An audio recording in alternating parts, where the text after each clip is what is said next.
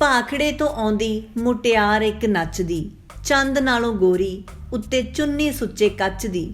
ਵੇਖ ਵੇਖ ਇਹਨੂੰ ਸਾਰੀ ਭੁੱਖ ਉੱਡ ਜਾਏਗੀ, ਭਾਗ ਭਰੀ ਜਿੱਥੇ ਜਿੱਥੇ ਪੈਰ ਜਾ ਕੇ ਪਾਏਗੀ। ਹਰ ਮੁਟਿਆਰ ਨੂੰ ਸਿਖਾਊਗੀ ਇਹ ਨੱਚਣਾ, ਵੇਖ ਵੇਖ ਗਿੱਧਿਆਂ ਦਾ ਰੰਗ ਦੂਣਾ ਮੱਚਣਾ, ਵੇਖ ਵੇਖ ਗਿੱਧਿਆਂ ਦਾ ਰੰਗ ਦੂਣਾ ਮੱਚਣਾ। ਗੋਰੇ ਚਿੱਟੇ ਰੰਗ ਵਾਲੀ ਤੇ ਮਿੱਠ ਬੋਲੜੇ ਸੁਭਾਅ ਦੀ ਮਾਲਕ ਮਿਸਿਜ਼ ਰਾਇਲ ਪੰਜਾਬਣ ਦੀ ਇਸ ਫਾਈਨਲਿਸਟ ਦਾ ਨਾਮ ਸੋਨੀਆ ਸ਼ਰਮਾ ਹੈ। ਇਹਨਾਂ ਦੇ ਪਤੀ ਦਾ ਨਾਮ ਵਿਨੀਤ ਕੁਮਾਰ ਹੈ। ਸੋਨੀਆ ਸ਼ਰਮਾ ਜੀ ਨੇ ਵਕਾਲਤ ਵਿੱਚ ਮਾਸਟਰਸ ਕੀਤੀ ਹੈ ਤੇ ਪੇਸ਼ੇ ਵਜੋਂ ਇਹ ਵਕੀਲ ਹਨ। ਮੌਜੂਦਾ ਸਮੇਂ ਵਿੱਚ ਇਹ ਪੰਜਾਬ ਮੰਡੀ ਬੋਰਡ ਵਿੱਚ ਬਤੌਰ ਲੀਗਲ ਅਸਿਸਟੈਂਟ ਕੰਮ ਕਰ ਰਹੇ ਹਨ। ਸੋਨੀਆ ਸ਼ਰਮਾ ਜੀ ਨੇ ਨਿੱਕੇ ਨਿੱਕੇ ਕਾਫੀ ਸਾਰੇ ਸ਼ੌਂਕ ਪਾਲ ਰੱਖੇ ਹਨ। ਇਹਨਾਂ ਨੂੰ ਆਊਟਡੋਰ ਗੇਮਸ ਖੇਡਣਾ ਚੰਗਾ ਲੱਗਦਾ ਹੈ। ਇਹ ਦਿਲ ਨੂੰ ਸਕੂਨ ਦੇਣ ਵਾਲਾ ਸ਼ਾਂਤ ਸੰਗੀਤ ਸੁਣ ਕੇ ਬਹੁਤ ਖੁਸ਼ ਹੁੰਦੇ ਹਨ। ਇਸ ਤੋਂ ਇਲਾਵਾ ਇਹਨਾਂ ਨੂੰ ਮੈਡੀਟੇਸ਼ਨ ਕਰਨਾ, ਖਾਣਾ ਬਣਾਉਣਾ, ਨੱਚਣਾ ਟੱਪਣਾ ਤੇ ਬਾਥਰੂਮ ਸਿੰਗਿੰਗ ਵੀ ਬਹੁਤ ਪਸੰਦ ਹੈ। ਸੋਨੀਆ ਜੀ ਦੀ ਸਭ ਤੋਂ ਖਾਸ ਗੱਲ ਇਹ ਹੈ ਕਿ ਇਹਨਾਂ ਨੂੰ ਬੱਚਿਆਂ ਤੇ ਬਜ਼ੁਰਗਾਂ ਦੇ ਨਾਲ ਸਮਾਂ ਬਿਤਾਉਣਾ ਬਹੁਤ ਚੰਗਾ ਲੱਗਦਾ ਹੈ। ਨਵੇਂ-ਨਵੇਂ ਲੋਕਾਂ ਨੂੰ ਮਿਲਣਾ ਤੇ ਉਹਨਾਂ ਤੋਂ ਕੁਝ ਸਿੱਖਣ ਦੀ ਤਾਂਘ ਸੋਨੀਆ ਜੀ ਨੂੰ ਹਮੇਸ਼ਾ ਰਹਿੰਦੀ ਹੈ। ਜੇਕਰ ਸੁਭਾਅ ਦੀ ਗੱਲ ਕਰੀਏ ਤਾਂ ਸੋਨੀਆ ਜੀ ਬੜੇ ਨਿੱਘੇ ਤੇ ਮਿੱਠੇ ਸੁਭਾਅ ਦੇ ਮਾਲਕ ਹਨ। ਇਹ ਚਿਹਰੇ ਤੇ ਹਮੇਸ਼ਾ ਹੀ ਇੱਕ ਮੁਸਕਾਨ ਰੱਖਦੇ ਹਨ। ਇਹ ਬਹੁਤ ਠਰੰਮੇ ਤੇ ਸਹਿਜਤਾ ਦੇ ਨਾਲ ਗੱਲ ਕਰਦੇ ਹਨ। ਆਪਣੇ ਪਰਿਵਾਰ ਵਿੱਚ ਵੀ ਸੋਨੀਆ ਜੀ ਦਾ ਸਭ ਦੇ ਨਾਲ ਬੜਾ ਪਿਆਰ ਨਾਲ ਵਤੀਰਾ ਹੁੰਦਾ ਹੈ। ਆਪਣੀਆਂ ਪ੍ਰਾਪਤੀਆਂ ਦੀ ਗੱਲ ਕਰਦਿਆਂ ਸੋਨੀਆ ਜੀ ਨੇ ਦੱਸਿਆ ਕਿ ਮਿਸਿਜ਼ ਰਾਇਲ ਪੰਜਾਬਣ ਦਾ ਹਿੱਸਾ ਬਣਨ ਤੋਂ ਪਹਿਲਾਂ ਉਹ ਮਿਸਿਜ਼ ਨਾਰਥ ਇੰਡੀਆ ਤੇ ਪੰਜਾਬ ਦੀ ਧੀ ਦਾ ਖਿਤਾਬ ਜਿੱਤ ਚੁੱਕੇ ਹਨ। ਛਣਕਾਟਾ ਟੀਵੀ ਦੀ ਪੂਰੀ ਟੀਮ ਨੂੰ ਬਹੁਤ ਖੁਸ਼ੀ ਹੈ ਕਿ ਸੋਨੀਆ ਸ਼ਰਮਾ ਜੀ ਮਿਸਿਜ਼ ਰਾਇਲ ਪੰਜਾਬਣ ਦੇ ਫਾਈਨਲ ਦਾ ਹਿੱਸਾ ਬਣੇ ਹਨ। ਅਸੀਂ ਸਭ ਉਸ ਪਰਮਾਤਮਾ ਦੇ ਅੱਗੇ ਇਹੀ ਅਰਦਾਸ ਕਰਦੇ ਹਾਂ ਕਿ ਤੇਰੇ ਚਿਹਰੇ ਵਾਲੇ ਹਾਸੇ ਬਰਕਰਾਰ ਰਹਿਣ ਸਦਾ, ਤੇਰੀਆਂ ਮੰਜ਼ਿਲਾਂ ਦੇ ਪੈਂਡੇ ਖੁਸ਼ਗਵਾਰ ਰਹਿਣ ਸਦਾ। ਰਾਹਾਂ ਤੇਰੀਆਂ ਦੇ ਕੰਢੇ ਫੁੱਲ ਬਣ ਵਿਛ ਜਾਣ, ਰਾਹਾਂ ਤੇਰੀਆਂ ਦੇ ਕੰਢੇ ਫੁੱਲ ਬਣ ਵਿਛ ਜਾਣ। ਤੂੰ ਬੁਲੰਦੀਆਂ ਨੂੰ ਛੂਵੇਂ ਇਹ ਦੁਆ ਹੈ ਸਦਾ, ਤੂੰ ਬੁਲੰਦੀਆਂ ਨੂੰ ਛੂਵੇਂ ਇਹ ਦੁਆ ਹੈ ਸਦਾ। ਆਮੀਨ। ਸਤਿ ਸ਼੍ਰੀ ਅਕਾਲ ਜੀ ਸਾਰਿਆਂ ਨੂੰ। ਮੇਰਾ ਨਾਮ ਹੈ ਸੋਨੀਆ ਸ਼ਰਮਾ ਤੇ ਮੈਂ ਮੋਹਾਲੀ ਸ਼ਹਿਰ ਦੀ ਰਹਿਣ ਵਾਲੀ ਹਾਂ। ਬਾਈ ਪ੍ਰੋਫੈਸ਼ਨ ਮੈਂ ਇੱਕ ਐਡਵੋਕੇਟ ਹਾਂ ਤੇ ਮੈਂ ਇਸ ਟਾਈਮ ਪੰਜਾਬ ਮੰਡੀ ਬੋਰਡ ਦੇ ਵਿੱਚ ਰੀਡਰ ਦਾ ਕੰਮ ਕਰ ਰਹੀ ਹਾਂ, ਜੋ ਕਿ ਇੱਕ ਬਹੁਤ ਹੀ ਵਧੀਆ ਜੌਬ ਹੈ। ਤੇ ਇਸ ਦੇ ਨਾਲ ਹੀ ਮੈਂ ਦੱਸਣਾ ਚਾਹਾਂਗੀ ਕਿ ਜਿਵੇਂ ਆਪਣੇ ਸ਼ੌਂਕ ਹੁੰਦੇ ਨੇ ਕੁੜੀਆਂ ਦੇ, ਕਿ ਮੈਨੂੰ ਇਹ ਸੀਗਾ ਕਿ ਆਪਣੀ ਜੌਬ ਦੇ ਨਾਲ ਅਗਰ ਮੈਂ ਕਿਤੇ ਆਪਣੇ ਸ਼ੌਂਕ ਪੂਰੇ ਕਰ ਸਕਦੀ ਹਾਂ, ਆਪਣੇ ਵਿਰਸੇ ਨੂੰ ਅੱਗੇ ਲੈ ਕੇ ਜਾ ਸਕਦੀ ਹਾਂ। ਮੈਨੂੰ ਸ਼ੌਂਕ ਸੀਗਾ ਸ਼ੁਰੂ ਤੋਂ ਹੀ ਕਿ ਮੈਂ ਥੋੜ੍ਹਾ ਜਿਹਾ ਆਪਣੇ ਕਲਚਰ ਨੂੰ ਪ੍ਰਮੋਟ ਕਰਾਂ ਜਾਂ ਆਪਣੇ ਕਲਚਰ ਦੇ ਵਿੱਚ ਰਹਿ ਕੇ ਆਪਣੀ ਪੰਜਾਬੀਅਤ ਨੂੰ ਕਿਵੇਂ ਅੱਗੇ ਲੈ ਕੇ ਜਾ ਸਕਦੇ ਹਾਂ ਜਾਂ ਆਪਣੀ ਸੋਚ ਨੂੰ ਕਿਵੇਂ ਦਾਇਰਾ ਜਿਹੜਾ ਹੈਗਾ ਆਪਣਾ ਉਹ ਕਿਵੇਂ ਆਪਾਂ ਵਧਾ ਸਕਦੇ ਹਾਂ। ਉਸ ਤਰੀਕੇ ਨਾਲ ਮੈਂ ਜਿਵੇਂ ਸਰਚ ਕਰਦੀ ਗਈ ਤਾਂ ਮੈਨੂੰ ਪਤਾ ਚੱਲਿਆ ਇੱਕ ਸ਼ੋਅ ਦੇ ਬਾਰੇ ਦੇ ਵਿੱਚ, ਜਿਹੜਾ ਹੈਗਾ ਮਿਸਿਜ਼ ਰਾਇਲ ਪੰਜਾਬਣ, ਜਿਹਦੇ ਵਿੱਚ ਮਤਲਬ ਕਿ ਤੁਹਾਡਾ ਪੰਜਾਬੀ ਸੱਭਿਆਚਾਰ ਨੂੰ ਪ੍ਰਮੋਟ ਕਰਨ ਦੇ ਲਈ ਇਹ ਇੱਕ ਸ਼ੋਅ ਹੈ, ਜਿਹਦੇ ਵਿੱਚ ਤੁਹਾਨੂੰ ਆਪਣਾ ਹੁਨਰ ਜਿਹੜਾ ਹੈਗਾ ਉਹ ਤੁਸੀਂ ਖੁੱਲ੍ਹ ਕੇ ਸਭ ਦੇ ਸਾਹਮਣੇ ਜਿਹੜਾ ਹੈਗਾ ਰੱਖ ਸਕਦੇ ਹੋ।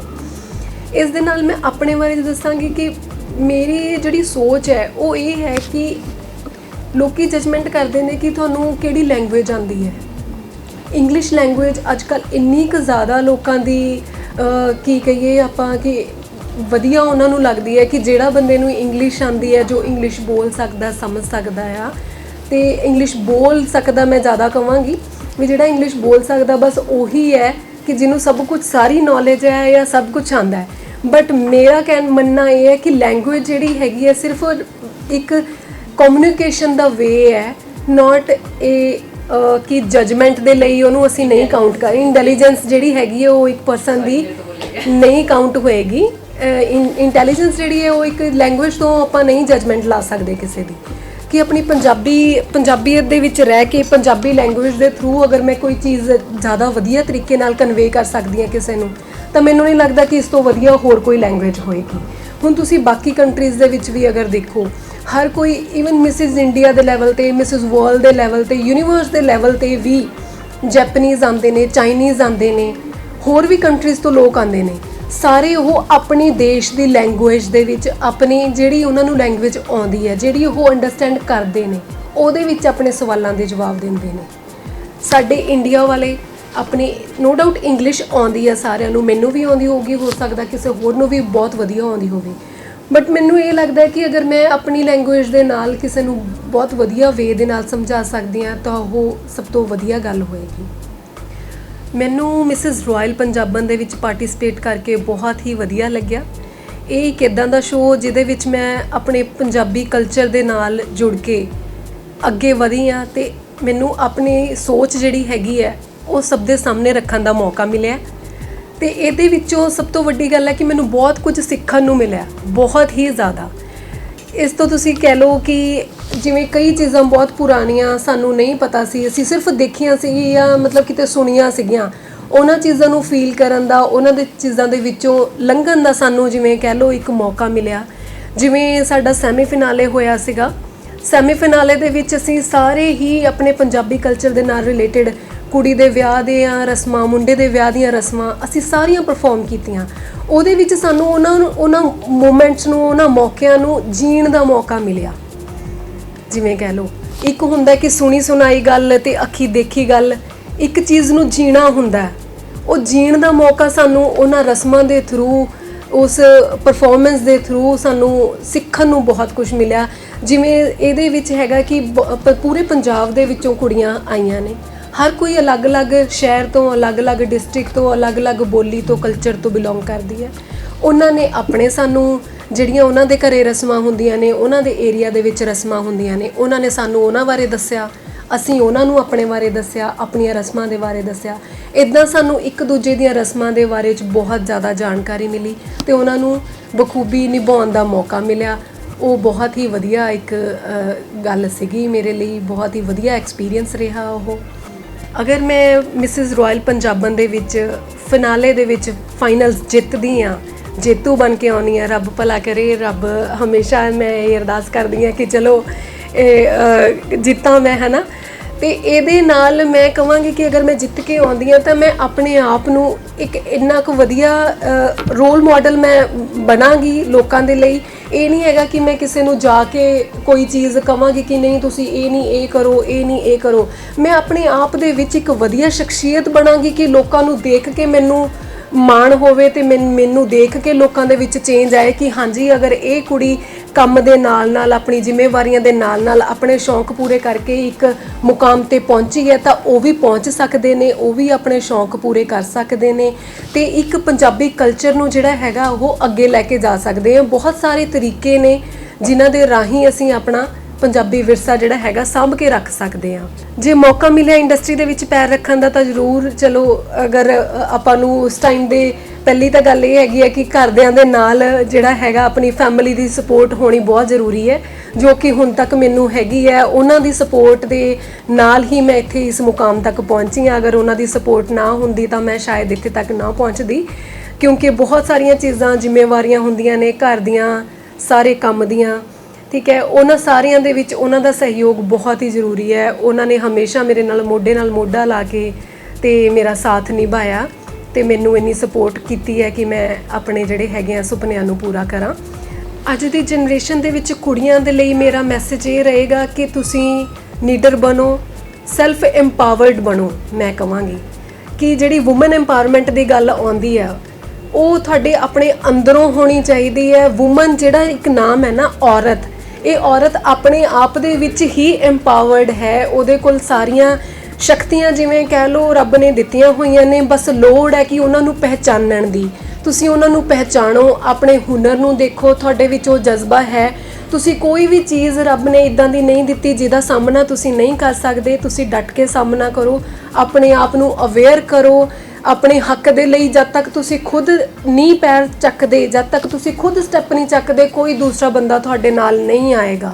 ਮੈਂ ਇਹ ਚੀਜ਼ ਦਾ ਮੈਸੇਜ ਤੁਹਾਨੂੰ ਸਭ ਨੂੰ ਦੇਣਾ ਚਾਹੁੰਦੀ ਹਾਂ ਕਿ ਅਗਰ ਕਿਸੇ ਨਾਲ ਜ਼ਿਆਦਤੀ ਹੋ ਰਹੀ ਆ, ਅਗਰ ਕੋਈ ਜਿਹੜਾ ਹੈਗਾ ਕਿਸੇ 'ਤੇ ਮਤਲਬ ਕਿ ਕੋਈ ਦਬਿਆ ਹੋਇਆ, ਅਗਰ ਉਹ ਉੱਪਰ ਉੱਠਣਾ ਚਾਹੁੰਦਾ ਹੈ ਤਾਂ ਉਹਦੇ ਲਈ ਸਭ ਤੋਂ ਪਹਿਲਾ ਸਟੈਪ ਜਿਹੜਾ ਹੈ ਤੁਹਾਨੂੰ ਖੁਦ ਪੁੱਟਣਾ ਪਏਗਾ।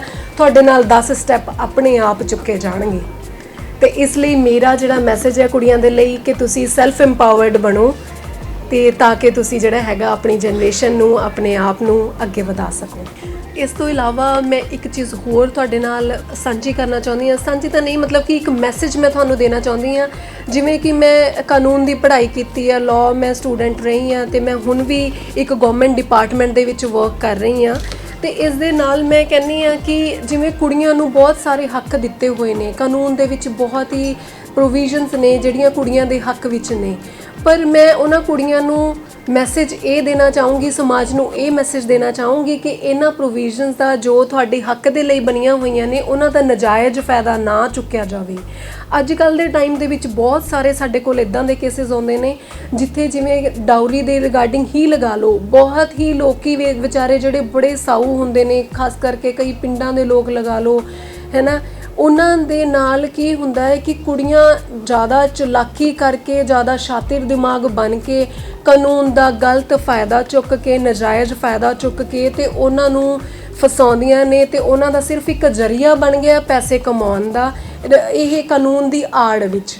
ਇਸ ਚੀਜ਼ ਦੇ ਲਈ ਮੇਰਾ ਮੈਸੇਜ ਇਹ ਹੈ ਕਿ ਆਪਣੇ ਰਾਈਟਸ ਦੇ ਲਈ ਅਵੇਅਰ ਜ਼ਰੂਰ ਹੋ, ਬਟ ਉਹਨਾਂ ਨੂੰ ਓਵਰ ਐਮਪਾਵਰ ਨਾ ਕਰੋ, ਉਹਨਾਂ ਦਾ ਗਲਤ ਯੂਜ਼ ਨਾ ਕਰੋ, ਗਲਤ ਉਹਨਾਂ ਦਾ ਤਰੀਕੇ ਨਾਲ ਤੁਸੀਂ ਉਹਨਾਂ ਨੂੰ ਤੋੜ ਮਰੋੜ ਕੇ ਜਿਹੜੇ ਹੈਗੀਆਂ ਚੀਜ਼ਾਂ ਨਾ ਸਾਹਮਣੇ ਲਿਆਓ। ਉਹਦਾ ਇੱਕ ਨਾ ਇੱਕ ਦਿਨ ਤੁਹਾਨੂੰ ਅੱਜ ਦਾ ਫਾਇਦਾ ਹੋ ਜਾਏਗਾ, ਬਟ ਇੱਕ ਨਾ ਇੱਕ ਦਿਨ ਤੁਹਾਨੂੰ ਉਹਦਾ ਖਾਮਿਆਜ਼ਾ ਜ਼ਰੂਰ ਭੁਗਤਣਾ ਪਏਗਾ। ਕੀ ਕਹਿੰਦੇ ਆ ਕਿ ਜਿਵੇਂ ਰੱਬ ਕਹਿੰਦੇ ਆ ਕਿ ਅਗਰ ਕਿਸੇ ਦਾ ਵੀ ਇੱਕ ਵਾਰੀ ਅਸੀਂ ਬੁਰਾ ਚਾਹੁੰਦੇ ਹਾਂ ਤਾਂ ਉਹ ਸਾਡੇ ਦੇ ਨਾਲ ਚਾਹੇ ਅੱਜ ਲਗਾ ਲਓ ਚਾਹੇ ਕੱਲ੍ਹ ਲਗਾ ਲਓ, ਇੱਕ ਨਾ ਇੱਕ ਦਿਨ ਜ਼ਰੂਰ ਸਾਨੂੰ ਉਹਦਾ ਜਿਹੜਾ ਫਲ ਹੈ ਉਹ ਮਿਲੇਗਾ ਹੀ ਮਿਲੇਗਾ। ਜਿਵੇਂ ਚੰਗੇ ਦਾ ਫਲ ਚੰਗਾ, ਮਿੱਠੇ ਦਾ ਫਲ ਮਿੱਠਾ ਤੇ ਕੌੜੇ ਦਾ ਕੌੜਾ ਹੀ ਮਿਲੇਗਾ। ਇਹ ਨਹੀਂ ਹੈਗਾ ਕਿ ਤੁਸੀਂ ਕੌੜਾ ਕਿਸੇ ਨੂੰ ਪਾਓਗੇ ਤਾਂ ਤੁਹਾਨੂੰ ਮਿੱਠਾ ਹੋ ਕੇ ਮਿਲੇਗਾ, ਇਹ ਨਹੀਂ ਹੈਗਾ। ਤੇ ਇਸ ਲਈ ਮੇਰਾ ਮੈਸੇਜ ਇਹ ਹੈਗਾ ਕਿ ਆਪਣੇ ਕਾਨੂੰਨ ਦੀ ਜਿਹੜੀ ਹੈਗੀ ਹੈ ਰਿਸਪੈਕਟ ਕਰੋ, ਉਹਦਾ ਸਹੀ ਤਰੀਕੇ ਦੀ ਵਰਤੋਂ ਕਰੋ। ਸੋਨੀਆ ਬਾਰੇ ਮੈਂ ਕੀ ਗੱਲ ਕਰਾਂ, ਮੈਨੂੰ ਕੁਝ ਸਮਝ ਨਹੀਂ ਆ ਰਿਹਾ ਕਿ ਮੇਰੇ ਕੋਲ ਸ਼ਬਦ ਨਹੀਂ ਹੈ ਦੱਸਣ ਲਈ, ਬਿਆਨ ਕਰਨ ਲਈ, ਕਿਉਂਕਿ ਜੇ ਅਸੀਂ ਹੁਣ ਇੱਥੇ ਸਿਫਤਾਂ ਕਰਨ ਬੈਠ ਜਾਈਏ ਤਾਂ ਮੈਂ ਕਹਿੰਦਾ ਕਿ ਇੱਥੋਂ ਬਹੁਤ ਟਾਈਮ ਲੱਗ ਜਾਏਗਾ, ਜੋ ਸਾਡੇ ਕੋਲ ਇੰਨਾ ਟਾਈਮ ਹੈ ਨਹੀਂ ਇਸ ਟਾਈਮ।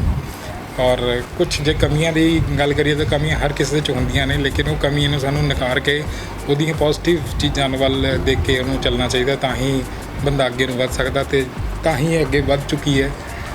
ਤੇ ਜੇ ਦੇਖਿਆ ਜਾਏ ਤਾਂ ਇੱਕ ਵਾਈਫ ਨਾਲੋਂ ਇਹ ਜ਼ਿਆਦਾ ਇੱਕ ਦੋਸਤ ਮੇਰੀ ਹੈਗੀ ਹੈ। ਤੇ ਜੋ ਦੋਸਤ ਔਰ ਜੋ ਵਾਈਫ ਦਾ ਰਿਸ਼ਤਾ ਹੁੰਦਾ, ਜੋ ਦੋਨੋਂ ਮਿਲ ਕੇ ਚੱਲਣ ਤਾਂ ਲਾਈਫ ਬਹੁਤ ਹੀ ਸਮੂਥ ਚੱਲਦੀ ਹੈ, ਔਰ ਉਹ ਸਾਡੀ ਚੱਲ ਰਹੀ ਹੈ। 4 ਸਾਲ ਹੋ ਚੁੱਕੇ ਨੇ ਸਾਨੂੰ ਇਕੱਠਿਆਂ ਨੂੰ। ਤੇ ਸਭ ਤੋਂ ਵਧੀਆ ਗੱਲ ਇਹ ਹੈ ਕਿ ਇਹ ਹਮੇਸ਼ਾ ਖੁਸ਼ ਮਿਜਾਜ ਰੱਖਦੀ ਹੈ, ਸਾਰਿਆਂ ਨੂੰ ਵੀ, ਖੁਦ ਵੀ ਖੁਸ਼ ਮਿਜਾਜ ਹੈ। ਹਰ ਟਾਈਮ ਇਹਨੇ ਪੋਜ਼ੀਟਿਵ ਗੱਲਾਂ ਕਰਨੀਆਂ ਨੇ, ਨੈਗੇਟਿਵ ਕਦੇ ਕੋਈ ਗੱਲ ਨਹੀਂ ਕਰਨੀ ਕਿ ਨਹੀਂ ਇਹ ਨਹੀਂ ਹੋਣਾ, ਇੱਦਾਂ ਨਹੀਂ ਕਰਨਾ, ਇਹ ਹੋ ਗਿਆ ਉਹ ਹੋ ਗਿਆ। ਕਦੇ ਵੀ ਇਹਨੇ ਕੋਈ ਮਾੜੀ ਗੱਲ ਕਹੀ ਨਹੀਂ ਕਿਸੇ ਨੂੰ, ਨਾ ਹੀ ਕਹਾਈ ਹੈ। ਇਹੀ ਇਹਦੀ ਬਹੁਤ ਵੱਡੀ ਸਿਫਤ ਹੈਗੀ ਹੈ। ਔਰ ਦੇਖਿਆ ਜਾਏ ਤਾਂ ਸਭ ਨੂੰ ਜੋੜਨ ਵਾਲੀ ਹੈ, ਸਾਡੇ ਪਰਿਵਾਰ ਨੂੰ ਜੋੜਨ ਵਾਲੀ ਇਹਦਾ ਸਭ ਤੋਂ ਜ਼ਿਆਦਾ ਰੋਲ ਅਦਾ ਹੈਗਾ ਸਾਡੀ ਫੈਮਿਲੀ ਦੇ ਵਿੱਚ। ਜਦ ਤੋਂ ਸਾਡੇ ਘਰ ਦੇ ਵਿੱਚ ਆਈ ਹੈ ਉਸ ਤੋਂ ਬਾਅਦ ਸਾਡਾ ਹੋਰ ਜ਼ਿਆਦਾ ਮੇਲ ਮਿਲਾਪ ਰਿਸ਼ਤੇਦਾਰਾਂ ਨਾਲ, ਸਾਡਾ ਆਪਸੀ ਹਰ ਕਿਸੇ ਚੀਜ਼ 'ਚ ਮਤਲਬ ਇਹ ਜੋੜ ਕੇ ਰੱਖਦੀ ਹਰ ਕਿਸੇ ਨੂੰ। ਔਰ ਸਾਡੇ ਵਿੱਚ ਵੀ ਸੀਗਾ, ਲੇਕਿਨ ਉਹ ਇੰਨਾ ਨਹੀਂ ਹੁੰਦਾ ਸੀ ਕਿਉਂਕਿ ਸਾਡੇ ਕੋਲ ਟਾਈਮ ਦੀ ਕੁਝ ਪਾਬੰਦੀਆਂ ਹੁੰਦੀਆਂ ਸੀਗੀਆਂ, ਕੰਮ ਦੇ ਵਿੱਚ ਬਿਜ਼ੀ ਹੁੰਦਾ ਸੀ। ਲੇਕਿਨ ਇਹ ਫਿਰ ਵੀ ਹਰ ਟਾਈਮ ਨੂੰ ਕਿਵੇਂ ਅਸੀਂ ਇਕੁਅਲੀ ਡਿਵਾਈਡ ਕਰਨਾ ਹੈ, ਹਰ ਕਿਸੇ ਲਈ ਟਾਈਮ ਕਿਵੇਂ ਕੱਢਣਾ ਹੈ, ਉਹਨੂੰ ਹਰ ਕਿਸੇ ਚੀਜ਼ ਨੂੰ ਅਸੀਂ ਬੈਲੈਂਸਡ ਲੈ ਕੇ ਚੱਲਣਾ ਹੈ, ਉਹ ਇਹਨੇ ਸਾਨੂੰ ਉਸ ਮੋਸ਼ਨ ਦੇ ਵਿੱਚ ਪਾਤਾ ਤੇ ਅਸੀਂ ਉਸ ਮੋਸ਼ਨ ਦੇ ਚੱਲ ਰਹੇ ਹਾਂ। ਤੇ ਅਸੀਂ ਅੱਜ ਇਸ ਮੁਕਾਮ 'ਤੇ ਹੈਗੇ ਕਿ ਅਸੀਂ ਬਹੁਤ ਵਧੀਆ ਜ਼ਿੰਦਗੀ ਬਤੀਤ ਕਰ ਰਹੇ ਹਾਂ ਤੇ ਹੈਪੀਲੀ ਮੈਰਿਡ ਲਾਈਫ ਜਿਹਨੂੰ ਕਹਿੰਦੇ ਹਾਂ, ਹੈਪੀਲੀ ਮੈਰਿਡ ਲਾਈਫ ਮੈਂ ਬਤੀਤ ਕਰ ਰਿਹਾ ਤੇ ਉਹ ਇਹਦੀ ਬਦੌਲਤ ਹੈ। ਤੇ ਹੋਰ ਮੈਂ ਕੀ ਕਹਾਂ। ਮੈਂ ਵੀ ਕਈ ਕਲਚਰਲ ਸ਼ੋਜ਼ ਦੇਖੇ ਨੇ, ਕਈਆਂ 'ਚ ਭਾਗ ਵੀ ਲਿਆ ਹੈਗਾ, ਸਕੂਲ ਟਾਈਮ, ਕਾਲਜ ਟਾਈਮ। ਹੁਣ ਚਲੋ ਪ੍ਰੈਕਟਿਸ ਦੇ ਵਿੱਚ ਆ ਗਿਆ, ਹੁਣ ਤਾਂ ਮੈਨੂੰ ਟਾਈਮ ਨਹੀਂ ਲੱਗਦਾ ਹੈਗਾ। ਮੈਂ ਫਸਟ ਟਾਈਮ ਇਹੋ ਜਿਹਾ ਸ਼ੋਅ ਦੇਖਿਆ ਜਿਹਦੇ ਵਿੱਚ ਕਈ ਇਹੋ ਜਿਹੀ ਚੀਜ਼ਾਂ ਨੇ ਜੋ ਖਤਮ ਹੀ ਹੋ ਚੁੱਕੀਆਂ ਸੀ। ਕਈ ਵਾਰ ਮੇਰੇ ਦਿਮਾਗ 'ਚ ਆਉਂਦਾ ਵੀ ਸੀਗਾ ਕਿ ਜੇ ਕੋਈ ਇਹੋ ਜਿਹਾ ਸ਼ੋਅ ਆ ਜਾਵੇ ਜਿਹਦੇ ਨਾਲ ਜਿਹੜੀ ਸਾਡੀ ਆਉਣ ਵਾਲੀ ਪੀੜ੍ਹੀ ਹੈ ਜਾਂ ਸਾਡੀ ਜਿਹੜੀ ਐਟ ਪ੍ਰੈਜ਼ੈਂਟ ਜਿਹੜੀ ਜਨਰੇਸ਼ਨ ਹੈ ਉਹ ਇਹਨੂੰ ਦੇਖੇ, ਕੁਝ ਸਿੱਖੇ ਵੀ ਸਾਡੇ ਜਿਹੜੇ ਪੂਰਵਜ ਸੀਗੇ ਉਹ ਕੀ ਕਰਦੇ ਸੀਗੇ ਐਂਟਰਟੇਨਮੈਂਟ ਲਈ। ਐਂਟਰਟੇਨਮੈਂਟ ਵੀ ਇੱਕ ਚੀਜ਼ ਹੈਗੀ ਹੈ, ਉਹ ਵੀ ਸਾਡੀ ਜ਼ਿੰਦਗੀ ਲਈ ਬਹੁਤ ਹੀ ਅਹਿਮ ਪਾਰਟ ਹੈਗਾ, ਅਹਿਮ ਰੋਲ ਹੈਗਾ ਐਂਟਰਟੇਨਮੈਂਟ। ਕਿਉਂਕਿ ਜੇ ਐਂਟਰਟੇਨਮੈਂਟ ਸਾਡੀ ਲਾਈਫ ਦੇ ਵਿੱਚ ਨਹੀਂ ਹੋਏਗਾ ਤਾਂ ਸਾਡਾ ਜੋ ਦਿਮਾਗ ਦਾ ਵਿਕਾਸ ਹੈ ਉਹ ਸਿਰਫ ਕੰਮਕਾਜੀ ਜੋਗਾ ਹੀ ਰਹਿ ਜਾਏਗਾ। ਅਸੀਂ ਐਂਟਰਟੇਨਮੈਂਟ ਤੋਂ ਬਿਨਾਂ ਸਾਡੀ ਜ਼ਿੰਦਗੀ ਬਤੀਤ ਨਹੀਂ ਹੋ ਸਕਦੀ। ਅਤੇ ਇੱਕ ਸਾਡਾ ਜਿਹੜਾ ਕਲਚਰ ਹੈ, ਸਾਡਾ ਖਾਸ ਕਰ ਪੰਜਾਬੀ ਕਲਚਰ ਜਿਹੜਾ ਹੈ ਉਹ ਐਂਟਰਟੇਨਮੈਂਟ ਨਾਲ ਹੀ ਰਿਲੇਟਡ ਹੈ। ਚਾਹੇ ਉਹ ਕੋਈ ਵੀ ਤਰ੍ਹਾਂ ਦਾ ਕੰਮ ਲੈ ਲਓ। ਹੁਣ ਵਿਸਾਖੀ ਦੇ ਟਾਈਮ 'ਤੇ ਅਸੀਂ ਦੇਖਦੇ ਹਾਂ ਕਿ ਫਸਲਾਂ ਕੱਟਣੀਆਂ ਨੇ, ਹੈ ਨਾ, ਫਸਲਾਂ ਕੱਟਣੀਆਂ, ਫਿਰ ਉੱਤੇ ਗਿੱਧਾ ਭੰਗੜਾ ਸਭ ਚੱਲਦਾ ਹੈ। ਲੋਹੜੀ ਹੋ ਗਈ, ਉਸ 'ਤੇ ਗਿੱਧਾ ਭੰਗੜਾ ਸਭ ਚੱਲਦਾ ਹੈ। ਉਹਦੀ ਅਲੱਗ ਬੋਲੀਆਂ ਹੁੰਦੀਆਂ ਨੇ, ਵਿਆਹ ਦੇ ਰੀਤੀ ਰਿਵਾਜ ਅਲੱਗ ਨੇ, ਹੋਰ ਸਾਰੇ ਜਿਹੜੇ ਵੀ ਫੰਕਸ਼ਨਸ ਨੇ ਉਹਨਾਂ ਦੇ ਰੀਤੀ ਰਿਵਾਜ ਅਲੱਗ ਨੇ, ਉਹਨਾਂ ਦੇ ਗੀਤ, ਉਹਨਾਂ ਦੀ ਬੋਲੀਆਂ ਅਲੱਗ-ਅਲੱਗ ਨੇ। ਉਹ ਚੀਜ਼ ਸਾਡਾ ਜੋ ਕਲਚਰ ਹੈ ਉਹ ਐਂਟਰਟੇਨ ਕਰਦਾ ਉਹਨਾਂ ਨੂੰ। ਅਗਲੇ ਮਤਲਬ ਇੱਕ ਗੱਲ ਰੱਖਣੀ ਔਰ ਗੱਲ ਨੂੰ ਇੱਕ ਮਿਊਜ਼ੀਕਲ ਵੇ ਨਾਲ ਔਰ ਇੱਕ ਨੱਚਦੇ ਹੋਏ ਸਮਝਾਉਣਾ, ਉਹ ਆਮ ਲੋਕਾਂ ਦੀ ਸਮਝ ਦੇ ਵਿੱਚ ਆ ਜਾਂਦਾ ਹੈ। ਹੁਣ ਜੇ ਅਸੀਂ ਗੱਲ ਕਰੀਏ, ਅਸੀਂ ਦੋ ਬੰਦੇ ਬੈਠ ਕੇ ਗੱਲ ਕਰਦੇ ਹਾਂ, ਅਸੀਂ ਉਹਨੂੰ ਸਮਝਾਉਂਦੇ ਵੀ ਸਾਡਾ ਕਲਚਰ ਇਹ ਹੈ, ਉਹਨੂੰ ਬੜੀ ਜਲਦੀ ਸਮਝ ਨਹੀਂ ਆਏਗਾ। ਜੇ ਅਸੀਂ ਉਹਨੂੰ ਨੱਚ ਗਾ ਕੇ ਉਹਨੂੰ ਕਿਸੇ ਬੋਲੀ ਦੇ ਰੂਪ ਦੇ ਵਿੱਚ, ਉਹਨੂੰ ਕਿਸੇ ਗਾਣੇ ਦੇ ਰੂਪ ਦੇ ਵਿੱਚ ਪੇਸ਼ ਕਰ ਦਿੰਦੇ ਹਾਂ, ਉਹ ਬੰਦਾ ਖੁਸ਼ ਹੁੰਦਾ, ਉਹ ਅਟਰੈਕਸ਼ਨ ਉਹਨੂੰ ਲੱਗਦੀ ਕਿ ਹਾਂ ਕੁਛ ਹੈ ਔਰ ਉਸ ਤੋਂ ਕੁਝ ਸਿੱਖਦਾ ਹੈ। ਚਾਹੇ ਉਹ 100% ਨਹੀਂ ਸਿੱਖਦਾ, ਲੇਕਿਨ ਉਹ 50% ਗਰੰਟਿਡ ਹੈ ਕਿ ਉਹ ਕੁਛ ਸਿੱਖੇਗਾ, ਦਿਮਾਗ 'ਚ ਰੱਖੇਗਾ ਔਰ ਅੱਗੇ ਜਾ ਕੇ ਵੀ ਕਿਸੇ ਨੂੰ ਦੱਸੇਗਾ। ਤਾਂ ਉਹ ਇੱਦਾਂ ਇੱਕ ਚੇਨ ਬਣਦੀ ਹੈ ਔਰ ਇਹ ਸਾਡਾ ਕਲਚਰ ਹੀ ਇੱਦਾਂ ਹੀ ਚੇਨ ਨਾਲ ਚੱਲਦਾ ਆ ਰਿਹਾ ਹੈ ਔਰ ਉਹਨੂੰ ਅਸੀਂ ਹੁਣ ਅੱਗੇ ਚਲਾਉਣ ਲਈ ਇਹ ਸ਼ੋਅ ਬਹੁਤ ਹੀ ਇੰਪੋਰਟੈਂਟ ਹੈ। ਮੈਂ ਤਾਂ ਇਹ ਕਹਿੰਦਾ ਇਹ ਸ਼ੋਅ ਕੰਟੀਨਿਊ ਚੱਲਦਾ ਰਹਿਣਾ ਚਾਹੀਦਾ ਅਗਲੇ 40-50 ਸਾਲ ਤੱਕ, ਠੀਕ ਹੈ। ਜਦ ਤੱਕ ਅਸੀਂ ਜਿੰਦੇ ਤਦ ਤੱਕ ਤਾਂ ਚੱਲਣਾ ਹੀ ਚਾਹੀਦਾ। ਉਸ ਤੋਂ ਬਾਅਦ ਤਾਂ ਜਿਹੜੀ ਪੀੜ੍ਹੀ ਹੈ ਉਹ ਅੱਗੇ ਆਪਣਾ ਦੇਖੇਗੀ। ਅਤੇ ਇਹ ਸ਼ੋਅ ਮੈਂ ਇੰਨਾ ਹੀ ਕਹਿਣਾ ਚਾਹੁੰਦਾ ਕਿ ਬਹੁਤ ਵਧੀਆ ਪਲੇਟਫਾਰਮ ਹੈ। ਹੋਰ ਵੀ ਮੈਂ ਕਹਿੰਦਾ ਕਿ ਹੋਰ ਵੀ ਜਿਹੜੀ ਨਵੀਂ ਜਨਰੇਸ਼ਨ ਆ ਰਹੀ ਹੈ, ਜਿਹੜੀ ਮਾਡਲਿੰਗ ਫੈਸ਼ਨਿੰਗ ਵੱਲ ਜਾ ਰਹੀ ਹੈ ਨਾ, ਮਾਡਰਨਾਈਜੇਸ਼ਨ ਵੱਲ ਜਾ ਰਹੀ ਹੈ, ਫੈਸ਼ਨ ਸ਼ੋਜ਼, ਕੁਛ ਇਹਦੇ ਵੱਲ ਵੀ ਹਟ ਕੇ ਕਰੋ। ਇਸ ਸ਼ੋਅ ਦੇ ਨਾਲ ਰਿਲੇਟੋ, ਇਹ ਤੋਂ ਸਿੱਖੋ। ਜੇ ਤੁਸੀਂ ਕੁਝ ਸਿੱਖੋਗੇ ਤਾਂ ਹੀ ਤੁਸੀਂ ਅੱਗੇ ਕੁਝ ਕਰ ਪਾਓਗੇ। ਚਾਹੇ ਥੋੜ੍ਹਾ ਬਹੁਤਾ ਹੀ ਆਉਂਦਾ ਹੈ, ਹਰ ਕੋਈ ਜੰਮ ਕੇ ਨਹੀਂ ਸਿੱਖ ਕੇ ਆਉਂਦਾ, ਇੱਥੇ ਆ ਕੇ ਹੀ ਸਿੱਖਦਾ ਹੈ। ਹੁਣ ਜਿੱਦਾਂ ਸੋਨੀ ਨੇ ਵੀ ਕਾफ़ੀ ਚੀਜ਼ਾਂ ਇਸ ਸ਼ੋਅ ਤੋਂ ਸਿੱਖੀਆਂ ਨੇ। ਕਾफ़ੀ ਚੀਜ਼ਾਂ ਮੈਂ ਦੇਖੀਆਂ, ਤਕਰੀਬਨ 50% ਇਹਨੇ ਮੈਂਡ ਕੀਤੇ ਆਪਣੀ ਵੇਜ਼ ਆਫ ਜਿਹੜੇ ਬੋਲੀਆਂ ਦੇ ਹੈਗੇ ਆ ਨਾ, ਨੱਚਣ ਗਾਣ ਦੇ ਹੈਗੇ ਆ, ਕਾफ़ੀ ਚੀਜ਼ਾਂ ਨੇ ਸਿੱਖੀਆਂ ਗਈਆਂ। ਔਰ ਇਸੇ ਕਰਕੇ ਮੈਂ ਤਾਰੀਫ ਕਰਦਾ ਇਸ ਚੈਨਲ ਦੀ ਔਰ ਇਸ ਸ਼ੋਅ ਦੀ, ਔਰ ਜੋ ਵੀ ਸ਼ੋਅ ਨਾਲ ਜੁੜੇ ਉਹਨਾਂ ਦਾ ਸਾਰਿਆਂ ਦਾ ਧੰਨਵਾਦ ਕਰਦਾ ਮੈਂ ਬੜਾ ਕਿ ਇਹ ਬਹੁਤ ਵਧੀਆ ਪਲੇਟਫਾਰਮ ਦਿੱਤਾ ਹਰ ਕਿਸੇ ਨੂੰ। ਅਤੇ ਜਿਹੜੇ ਵੀ ਜੁੜੇ ਨੇ ਉਹਨਾਂ ਨੂੰ ਮੈਂ ਆਲ ਦੀ ਬੈਸਟ ਕਰਨਾ ਸਾਰਿਆਂ ਨੂੰ।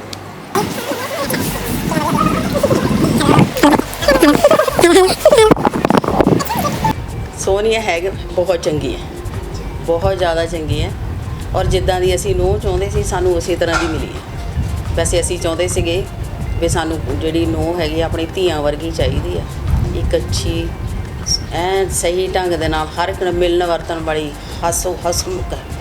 ਹਸਮੁਖ ਹੈ, ਹਰ ਇੱਕ ਦੇ ਨਾਲ ਮਿਲਣਾ ਵਰਤਣਾ ਔਰ ਇਹਨੂੰ ਸਾਰਾ ਹੈਗਾ ਪਤਾ, ਹਰ ਇੱਕ ਦੇ ਨਾਲ ਹੱਸ ਕੇ ਬੋਲਦੀ ਹੈ ਔਰ ਜੇ ਕੋਈ ਕੰਮ ਕਹੋ ਤਾਂ ਕੋਈ ਜਵਾਬ ਨਹੀਂ ਦਿੰਦੀ।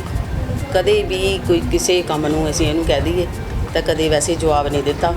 ਅਸੀਂ ਪਰਮਾਤਮਾ ਮੋਰੇ, ਮੈਂ ਤਾਂ ਵੈਸੇ ਇਹੀ ਹੱਥ ਜੋੜਦੀ ਹਾਂ, ਪਰਮਾਤਮਾ ਸਭ ਨੂੰ ਇਹੋ ਜਿਹੀਆਂ ਨੂੰਹਾਂ ਦੇਵੇ, ਹੈ ਕਿ ਨਹੀਂ, ਹਰ ਇੱਕ ਦੇ ਘਰ।